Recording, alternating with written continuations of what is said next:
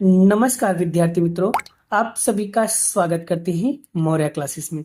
विद्यार्थी मित्रों, बच्चों के बहुत सारे मैसेजेस, बहुत सारी कॉल वगैरह आ रहे थे कि सर स्टेट का सेक्शन बी बनाइए, स्टेट का सेक्शन बी बनाइए, स्टेट का सेक्शन बी बनाइए। थोड़ा आप सभी के डिमांड के अकॉर्डिंग मैं वीडियो को शूट कर रहा हूँ। बड़ा वीडियो इतने दिन तक ना बनाने के पीछे के क्या रीजन थे, पहले मैं बता देता हूँ। सबसे पहले ये बता रहा हूँ, गले में ज्यादा प्रॉब्लम थी, ज्यादा दर्द था, इस वजह से बेटा मैं वीडियो को शूट नहीं कर रहा था। लेकिन अभी थोड़ा सा ठीक ठाक लग रहा है, मैं वीडियो को बना रहा हूँ, ठीक है। और रही बात बेटा, मैंने सेक्शन बी को पूरा अच्छी तरीके से लिख लिया है। अब मुझे आप लोगों को समझाना है बस। और रही बात वीडियो, और ये मैं नोट्स क्यों नहीं भेज रहा था, क्योंकि लिखना बाकी था। अब मैंने लिख लिया है, अच्छे से प्रेजेंटेशन कर लिया हूँ, बस अब आपको समझाना है बस। अभी टाइपिंग बाकी है, टाइपिंग जैसे ही होगा वैसे मैं आपको भेज दूंगा। तब तक आप लोग मेरी वीडियो में से देख करके आप लोग तैयारी कर लो, अपनी सेकेंड एग्जाम दे दो। लेकिन बड़ा टाइपिंग हो जाने के बाद मैं आपको पीडीएफ भी शेयर कर दूंगा। जिन लोगों ने चैनल को अभी तक ज्वाइन नहीं किया है, पहले ज्वाइन कर लो, और सब्सक्राइब नहीं किया तो सब्सक्राइब कर लो, और घंटी नहीं बजाई तो घंटी बजा दो।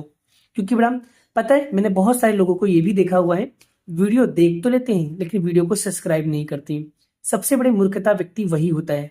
अपने फायदे के लिए आप वीडियो को देख लेते हो, लेकिन चैनल को मोटिवेशन के लिए चैनल को लाइक शेयर सब्सक्राइब नहीं करते हो, ठीक है। आपको लगता है क्या ही मिल जाएगा, मुझे मिलता कुछ नहीं है बेटा, बस एक तरीके का मोटिवेशन मिलता है। जिस तरीके से मैं आप लोगों के लिए वीडियो को शूट करता हूँ, आप लोगों के लिए वीडियो के लिए बनाता हूँ, दिन रात मेहनत करता हूँ, मैं उसके लिए एक छोटा सा लाइक मांगता हूँ, ना कि आपसे पैसे मांगता हूँ, ठीक है। और अगर पैसे मांगता भी तो मैं अपने मेहनत का, अपने हक का पैसे मांगता हूँ, राइट।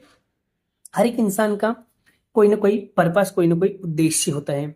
जिस तरीके से गुरु का काम होता है ज्ञान देना, ठीक है। तो गुरु अपना काम अच्छी तरीके से कर रहा है, और आप लोग एक शिष्य हो तो आप लोगों को अच्छी तरीके से स्टडी करना है और रिजल्ट को फोड़ना है मैडम। और इस बार पूरी ताकत लगा दो, अपनी अपनी पूरी ताकत लगा दो और रिजल्ट चमका दो। और मुझे पूरा विश्वास है, मेरे जितने भी बच्चे वीडियो को देखते हैं, रेगुलर वॉच करते हैं, उन सभी को पता है कि वीडियो में बहुत ज्यादा एफर्ट में डालता हूँ, हर एक छोटी से छोटी चीजों को समझाने का प्रयास करता हूँ, ठीक है। तो आज हम पेपर नंबर 2 का बड़ा सेक्शन बी कराने वाला हूँ। अब आपके मन में क्वेश्चन आएगा, सर सेक्शन ए कहाँ है? बड़ा सेक्शन मतलब पेपर नंबर 1 का जो सेक्शन बी है वो ऑलरेडी बन चुका है। आप जाइए, चेक करिए, वहां पर आपको मिल जाएगा, ठीक है। चलिए शुरुआत करें बेटा। चलिए, तो इसमें से यहाँ पर पहला क्वेश्चन क्या लिखा है बेटा? भले ही यहाँ पर सारी चीज गुजराती में लिखा है, मैं इन सभी चीजों को हिंदी में कन्वर्ट करके आप लोगों को सिखा रहा हूँ, ठीक है। चलिए, तो फटाफट बड़ा मैं हमें क्या करता हूँ, इसका हिंदी करके आप लोगों को समझाने का प्रयास कर रहा हूँ। चलिए, जिसमें बड़ा यहाँ पर पहला क्वेश्चन जो जुलाई 2023 में पूछा गया था, क्या लिखा है बड़ा? मुद्रा की क्रय शक्ति और वास्तविक वेतन ज्ञात करने के सूत्र बताइए। ओनली फॉर फॉर्मूला पूछा है बड़ा। अगर आपने सूत्र भी नहीं किया ना बड़ा तो भी दिक्कत होगा। देखो, फॉर्मूला वगैरह याद करने से आप लोगों को एमसीक्यू में सेक्शन बी में बहुत हेल्प हो सकता है, ठीक है। तो सो प्लीज बड़ा ऐसे सारे क्वेश्चंस को अच्छी तरीके से एक पेज पे सारे सूत्र लिखकर याद कर लो, बहुत काम आएगा, ठीक है। चलिए, पहला क्या बोला? मुद्रा की क्रय शक्ति। तो सबसे पहले मुद्रा की क्रय शक्ति का फॉर्मूला क्या होता है बाबू? तो मुद्रा की क्रय शक्ति बटे बराबर 1 बटे जीवन निर्वाह का खर्च का सूचकांक, 1 बटे जीवन निर्वाह का सूचकांक का खर्च गुणे में 100। बोलो, पहले आपको याद हो गया? पहला सूत्र याद हुआ? क्या था? क्या था? मुद्रा की क्रय शक्ति बराबर 1 बटे जीवन निर्वाह का सूचकांक का खर्च गुणे में 100। बोलो, याद हो जाएगा? याद हो जाएगा, वेरी गुड। अब हम वास्तविक वेतन याद करते हैं। वास्तविक वेतन का सूत्र क्या होता है बड़ा? वेतन बटे में जीवन निर्वाह का सूचकांक का खर्च गुणे में 100। अगर ध्यान से देखो तो इसमें भी जीवन निर्वाह, इसमें भी जीवन निर्वाह, दोनों में सेम आ गया। ये तो माइंड में फिट हो गया। यहाँ पर एक था और यहाँ पर क्या आ गया? वेतन। कैसे पता चला? वास्तविक वेतन, तो वेतन आ गया, तो वेतन बटे में जीवन निर्वाह का गुणे में 100। बोलो, याद हो जाएगा बाबू? देखो, ट्रिक भी बता रहा हूँ, समझाने का प्रयास भी कर रहा हूँ, याद कैसे करना है वो भी बता रहा हूँ बड़ा। तो लगभग अब आपको बड़ा मुद्रा की क्रय शक्ति और वास्तविक वेतन का सूत्र आपको याद ही हो गया होगा।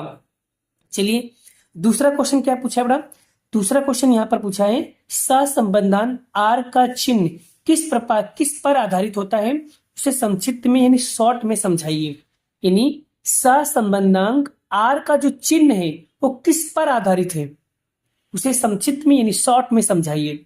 चलिए समझाने का प्रयास करते हैं और बड़ा शायद आई थिंक मेरी लैंग्वेज बड़ा आप लोगों को बहुत इजी लगे और याद भी हो जाएगा।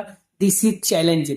मैं वीडियो को बनाता नहीं, मैं वीडियो को सिर्फ पढ़ता नहीं हूँ बड़ा, मैं समझाने का प्रयास करता हूँ जिससे आपके माइंड में आपके कॉन्सेप्ट क्लियर हो जाए। चलिए अब बड़ा यहाँ पर सबसे पहले समझते बड़ा, सहसंबंधन आर का चिन्ह याद रखना दो चलों के बीच। अब दो चल क्या होता है बाबू, जिसे हम लोग कहते हैं इंग्लिश में अल्फाबेट जो होता है एक्स और वाई, यानी दो चलों के बीच रेखिक सहसंबंध, दो चलों के बीच रेखिक सहसंबंध के बीच की घनिष्ठता के माप को घनिष्ठता के माप पर आधारित होता है, घनिष्ठता के माप पर आधारित होता है। अब वापस से बढ़ा, सहसंबंधांक आर का चिन्ह दो चल एक्स और वाई के बीच, एक्स और वाई यानी दो चल कौन से होंगे, एक्स और वाई के बीच।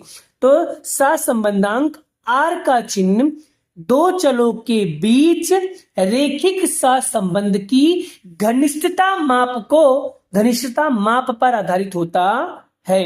आई होप कॉन्सेप्ट क्लियर, याद हो जाएगा। अगर बड़ा मेरी लैंग्वेज अगर आप लोगों को नहीं समझ में आए तो सो प्लीज बड़ा मैं जो लैंग्वेज बोल रहा हूं आप उसको सुनने का प्रयास कीजिए और सुनकर आप लोग अपने नोटबुक में लिख सकते हो। शायद हो सकता है क्योंकि कभी कभी किसी बच्चों की राइटिंग समझ में नहीं आती।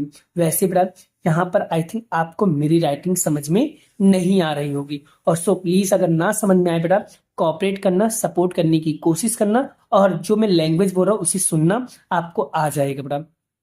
ठीक है, चलिए नेक्स्ट क्वेश्चन बड़ा आगे, और इसमें देखो इसी के अंदर आगे भी लिखा हुआ है, देखो आगे नया पॉइंट क्या लिखा है, सहसंबंधांक दो सहसंबंधिक चलों के बीच रेखिक सहसंबंध की घनिष्ठता या मात्रा को प्रदर्शित करने वाला संख्यात्मक माप होता है।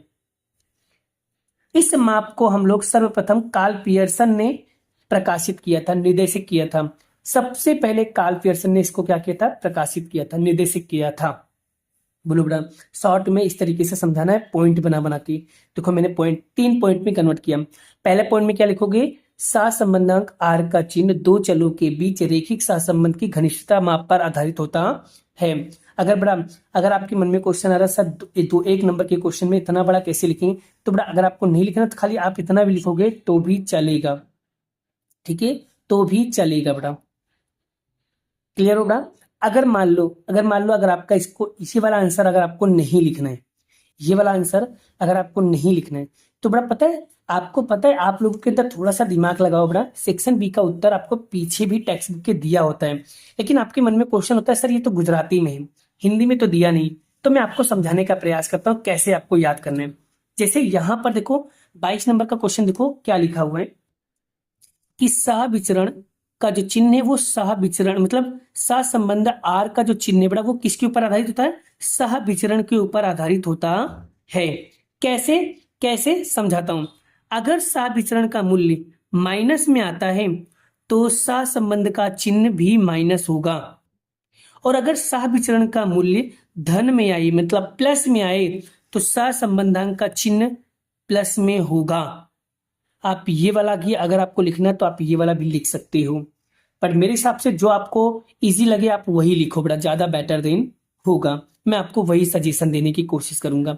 ये भी बहुत इजी है। सहसंबंधांक आर का चिन्ह सहविचरण होता है, अर्थात सहविचरण का मूल्य अगर माइनस में हो, ऋण में हो, तो सहसंबंध में का जो आर का चिन्ह है वो भी माइनस होगा, और सहसंबंध का मूल्य अगर धन में होगा तो सहसंबंध का आर का चिन्ह भी क्या होगा, माइनस में होगा। बोलो बड़ा आपको ये याद हो जाएगा। तो पीछे उत्तर दिया होता है लेकिन आप लोग ना सबसे बड़े बेवकूफ हो, लिखते नहीं हो। हिंदी बोले सर गुजराती है, अरे भाई गुजराती है, थोड़ा सा माइंड लगाओगे आपका हिंदी अपने आप ऑटोमेटिकली क्लियर हो जाएगा। बड़ा समझने का प्रयास करो यार। चलो कोई नहीं, मैं आप लोगों के लिए हिंदी करने की पूरी कोशिश करूंगा। बस डन, हैप्पी हैप्पी ना। चलिए ठीक है आगे बढ़ते हैं। चलिए बड़ा अब इसमें का देखो तीसरा क्वेश्चन देखो बड़ा 23 नंबर का, नियत संबंधांक B greater than zero, sorry less than zero और ग्रेटर देन जीरो का अर्धघटन करो। मार्च 23 में पूछा गया। चलिए इसका उत्तर बताते बेटा। चलिए बी लेस देन जीरो क्या लिखा है, निरपेक्ष चल x के मूल्य में एक इकाई में परिवर्तन हो तो सापेक्ष चल y के मूल्य में भी b इकाई में अनुमानित वृद्धि होगा। यानी कि कह रहा है कि अगर निरपेक्ष चल x के मूल्य में अगर कोई भी इकाई में परिवर्तन होता है तो सापेक्ष चल जो y की मूल्य होती है उस इकाई में भी अनुमानित वृद्धि देखने को मिलती है। किस कौन सी कीमत में, बी इकाई के अनुमानित मूल्य में क्या होगी, वृद्धि देखने को मिलेगी। ऐसा कब होगा, जब निरपेक्ष चल x के मूल्य में एक इकाई में परिवर्तन होगा तो सापेक्ष चल y के मूल्य में b के इकाइयों की अनुमानित मूल्य क्या होगी, वृद्धि होगी।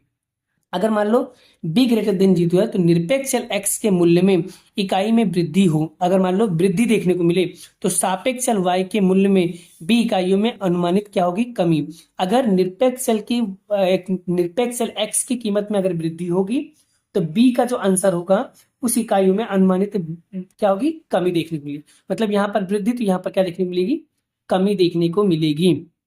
क्लियर। तो इस तरीके से इसको क्या करना है, याद करना रहेगा। नोटबुक में लिख लो और याद करो, ठीक है। मोबाइल से सिर्फ सुन के समझ सकते हो बेटा, मोबाइल में से पढ़ोगे तो दिक्कत होगा। इसलिए क्या करो पहले वीडियो को रोका करो और इसको आंसर लिख लिया करो, लिख कर फिर याद करो, जल्दी याद हो जाएगा बेटा। लिखने से सब कुछ याद होता है, बस आप लिख कर याद करो बस। चलो बेटा नेक्स्ट क्वेश्चन क्या लिखा है, नेक्स्ट क्वेश्चन है सामयिक श्रेणी के किस घटक के कारण चल में अल्पकालीन कमी वृद्धि देखने को मिलती है। तो मार्च 23 में पूछा गया तो सिर्फ दो नाम याद रखना है, सिर्फ दो नाम है।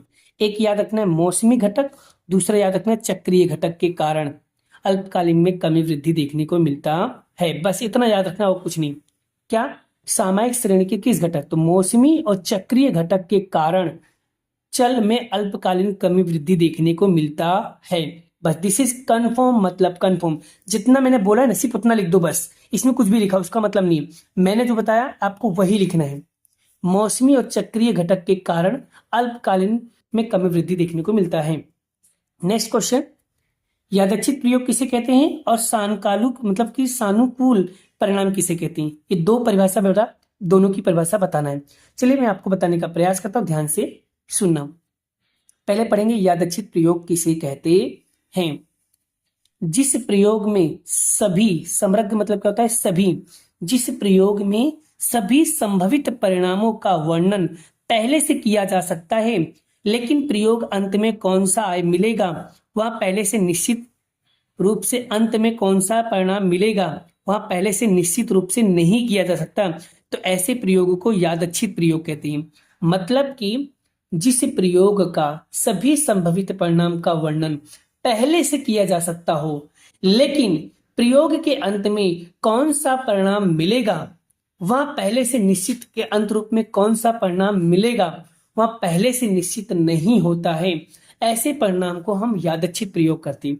मतलब कहने का मतलब है कि सभी परिणामों में से परिणाम को पहले से निश्चित कर लिया गया है लेकिन प्रयोग करने के बाद या प्रयोग करने के अंत में कौन सा परिणाम मिलेगा वह पहले से डिसाइड नहीं होता है, तो ऐसे परिणामों को हम लोग यादच्छित प्रयोग कहते हैं। चलिए बड़ा, अब हम पढ़ेंगे सानुकूल परिणाम किसे कहते हैं। तो किसी यादच्छित प्रयोग के न्यादर्श अवकाश, किसी यादच्छित प्रयोग की न्यादर्श अवकाश, किसी यादच्छित प्रयोग की न्यादर्श अवकाश के प्राथमिक परिणाम में से जितने परिणाम की घटना ए बने उस परिणाम की संख्याओं का योग को घटना ए के लिए सानुकूल परिणाम कहते हैं। मतलब किसी यादच्छित प्रयोग की न्यादर्श अवकाश के प्राथमिक परिणामों में से जितने परिणामों की घटना ए बने उस परिणामों की संख्याओं के योग को घटना ए के लिए सानुकूल परिणाम कहते हैं। क्लियर। चलिए नेक्स्ट क्वेश्चन, नेक्स्ट क्या है बड़ा, 26 नंबर, द्विपदी वितरण के माध्य और विचरण के बीच का संबंध बताइए। तो द्विपदी वितरण के माध्य और विचरण से क्या होता है, अधिक होता है। यानी माध्य के कंपैरिजन में विचरण क्या होता है, अधिक होता है। जैसे कि माध्य ग्रेटर देन विचरण, यानी एनपी ग्रेटर देन एनपीक्यू। ठीक है, यही क्या है इसका संबंध। चलिए 27वां क्वेश्चन क्या लिखा है बड़ा, प्रमाणीय वितरण हेतु माध्य और प्रथम चतुर्थक 11 और 3 दिया है, तो तृतीय चतुर्थक ज्ञात कीजिए। मार्च 20 और मार्च 23 में पूछा गया। Is the most important question जो सेकंड एग्जाम में और बोर्ड के एग्जाम में आने का फुल चांसेस है। चलिए, माध्य को हम लोग बोलते हैं म्यू। म्यू बराबर कितना आ जाएगा 11। प्रथम चतुर्थक मतलब Q1 बराबर कितना आ जाएगा 3। आपको तृतीय चतुर्थक मतलब Q3 निकालना है। तो बड़ा सबसे पहले क्या करेंगे, म्यू का सूत्र लगा देंगे, मतलब माध्य का सूत्र लगाएंगे। Q3 plus Q1 divide by 2। तो म्यू कितना दिया है 11, Q3 दिया नहीं है, Q1 आपको दिया है 3/2। अब ये इधर भागाकार में, इधर आएगा गुणाकार में, तो 11 गुणे 2 बराबर Q3 प्लस 3। तो 11 दूनी कितना हो जाएगा 22, Q3 प्लस 3। ये प्लस का इधर आएगा तो माइनस, 22 में से 3 माइनस करोगे कितना आएगा 19। तो Q3 बराबर कितना आ जाएगा 19। यही क्या होगा आपका राइट आंसर होगा। आई होप, आशा करता हूं बड़ा आपको ये क्वेश्चन अच्छे से आ गया होगा। चलिए बढ़ते हैं नेक्स्ट क्वेश्चन की ओर। नेक्स्ट क्वेश्चन क्या लिखा है, एक प्रमाणीय वितरण के लिए चतुर्थक विचलन, क्या बोला है, चतुर्थक विचलन का अनुमानित मूल्य अगर 12 दिया हो तो प्रमाणीय विचलन का मूल्य ज्ञात कीजिए। तो चतुर्थक विचलन आपको दिया है 12, तो बस आपको चतुर्थक विचलन का सूत्र लगा देना। चतुर्थक विचलन मतलब QD, क्या है QD का फॉर्मूला। तो QD बराबर 2/3 सिग्मा। तो QD की वैल्यू आपको कितना दिया है 12, 2/3 सिग्मा। अब बड़ा ये इधर गुणाकार में, इधर आएगा भागाकार में, लेकिन रेसिप्रोकल हो जाएगा, उल्टी पलटी हो जाएगा, मतलब 3 ऊपर चले जाएगा 2 नीचे आ जाएगा। तो 3/2। तो 2 से काटेंगे 12 6 बार में, तो 6 3 कितना हो जाएगा 18। तो सिग्मा बराबर कितना आ गया 18। तो प्रथम चतुर्थक प्रमाण विचलन कितना देगा बाबू 18, यानी सिग्मा बराबर कितना देगा 18। चलिए नेक्स्ट क्वेश्चन क्या लिखा है बड़ा, नेक्स्ट क्वेश्चन यहाँ पर लिखा है बड़ा मानांक 2x, यहाँ पर दंडी मानांक लेस देन 1/2 का अंतराल स्वरूप में प्रदर्शित करो बड़ा। तो ऐसे क्वेश्चन अगर एग्जाम में पूछे तो कैसे सॉल्व करोगे, चलिए सिखाता हूं। चलिए, तो बड़ा सबसे पहले ये कौन से स्वरूप में लिखा है, मानांक स्वरूप में। तो सबसे पहले आपको उसका सूत्र लिखना पड़ेगा, x - a less than delta. तो बड़ा सबसे पहले यहाँ पर ये जो 2 है बड़ा, ये हटाना पड़ेगा। क्यों, क्योंकि x क्या है अकेला है। तो अकेला है तो कैसे हटेगा बड़ा, सबसे पहले बड़ा तरीका बता होना चाहिए बड़ा। जैसे यहाँ पर 2x माइनस, यहाँ पर क्या एक ही जगह पे कुछ नहीं दिया तो क्या मान लेंगे 0 लेस देन डेल्टा 1/2। अब ये 2 हटाना पड़ा, तो सबके बटे में क्या करेंगे 2 से डिवाइड करेंगे। मैंने क्या कर दिया, सबको 2 से डिवाइड कर दिया, इसलिए क्योंकि ये जो यहाँ पर जो भी नंबर लिखा हो ना, वही नंबर में सबसे डिवाइड कर देने का। अब यहाँ पर देखिए, अब यहाँ पर देखो 2 से 2 कटा, और 0 से भाग दोगे तो आंसर 0 आएगा, और 1/, कितना हो जाएगा 4, यानी कि यहाँ पर आएगा x, यहाँ पर आएगा 0, और लेस देन कितना आएगा 1/4 आएगा। कितना आएगा 1/4 आएगा। चलिए, तो यहाँ पर बड़ा यानी कि ये a है, तो a बराबर कितना हो जाएगा बाबू, a बराबर हो जाएगा आपका 0, और डेल्टा, डेल्टा बराबर क्या हो जाएगा बड़ा 1/4 बस। और हमें बदलना किसमें, अंतराल स्वरूप में, अंतराल स्वरूप में बदलने बड़ा। देखो पूरा कॉन्सेप्ट सिखाते सत्यम सर, इसलिए कॉन्सेप्ट पे फोकस करना। चलिए, अंतराल स्वरूप का सूत्र क्या है, a माइनस डेल्टा और a प्लस डेल्टा। तो यहाँ पर a क्या हो जाएगा बाबू 0, माइनस डेल्टा कितना दिया 1/4, a कितना दिया है 0 प्लस 1/4, और 0 में से 1/4 बन तो माइनस का 1/4 आएगा, और इधर 1 प्लस का 1/4 आएगा। तो इसका राइट एंड फाइनल आंसर कितना आएगा बाबू, इतना आएगा। आई होप, आशा करता हूँ बड़ा आपको ये टॉपिक बहुत बेहतर वे में समझ में आ गया हो। अगर समझ में आ गया तो वीडियो को जरूर लाइक करना बड़ा। बहुत मेहनत देता हूँ बड़ा, बहुत एफर्ट डालता हूँ आपको इजी में इजी करा सकूं, समझा सकूं। ठीक है, क्लियर। चलिए आगे बढ़ते हैं नेक्स्ट क्वेश्चन की ओर। चलिए तीसरे नंबर का क्वेश्चन पढ़ते बड़ा। यदि एक फलन x बराबर a का समक्ष महत्तम a बराबर a के समक्ष फलन का द्वितीय विकलन कैसा होगा। यदि a बराबर x बराबर a के समक्ष महत्तम होगा तो double dash x less than greater than 0 भी होगा, यानी अद्वितीय विकलन कैसा होगा, माइनस में होगा। ऐसा कब होगा, जब एक फलन x बराबर a के समक्ष महत्तम होगा, यानी संख्या बड़ी होगी। तो उत्तर जब डबल डेरिवेटिव निकालेंगे तो उत्तर किस में आएगा, माइनस में आएगा। बस इस बात को ध्यान रखना, याद रखना बेटा। ठीक है, आई होप, आशा करता हूँ बेटा आपको ये टॉपिक्स बहुत बेहतर वे में समझ में आ गया। अब बेटा मैं आप लोगों से एक बात की विनती कर रहा हूँ, ध्यान से सुनिएगा बेटा। बेटा आप लोग मुझे ये बताओ, सेक्शन बी आपको गाला का सेक्शन बी चाहिए कि टेक्स्ट बुक के पीछे जो सेक्शन बी दिया है बोल तो वो मैं आपको पूरा समझा दूं। अब आप लोगों को कमेंट करके बताना है कि आपको टेक्स्ट बुक का बी चाहिए कि गाला का बी चाहिए, आप दोनों में से कौन सा करना चाहते हो। टेक्स्ट बुक का करोगे तो उसमें सारे बोर्ड के क्वेश्चंस, सारे गाला के क्वेश्चन, सारे लिबर्टी के क्वेश्चन, सारी चीज टेक्स्ट बुक में आ जाएगा। और अगर गाला के सेक्शन भी करोगे तो सिर्फ गाला का आपको सेक्शन भी देखने को मिलेगा, बाकी कुछ नहीं देखने को मिलेगा। तो आप लोग क्या चाहते हो, आप लोग क्या चाहते हो, किताब का कि गाला का? किताब गाला जो तुम बोलोगे मैं आपको वो वीडियो बना करके प्रोवाइड कर दूंगा। आप लोग जैसा कमेंट करो वैसा मैं वीडियो को बनाऊंगा। लेकिन मैडम अगर वीडियो में 10 लोगों का कमेंट आएगा तभी दूसरा तीसरा वीडियो आपको देखने को मिलेगा, अदरवाइज नहीं। 10 कमेंट और 10 लाइक जब तक इस वीडियो पे नहीं होगा तब तक आपको तीसरी वीडियो का वीडियो नहीं देखने को मिलेगा। जैसे 10 लाइक 10 कमेंट आपको मिल गया इस वीडियो पे तो ध्यान रखना आपको तीसरा चौथा पांचवा सारा वीडियो अपने आप देखने को मिल जाएगा। ठीक है, क्लियर? चलिए बेटा अभी के लिए इतना ही, मिलते हैं नेक्स्ट वीडियो में। राधे राधे, जय श्री कृष्ण, राधे कृष्ण की जय, जय माता दी दोस्तों।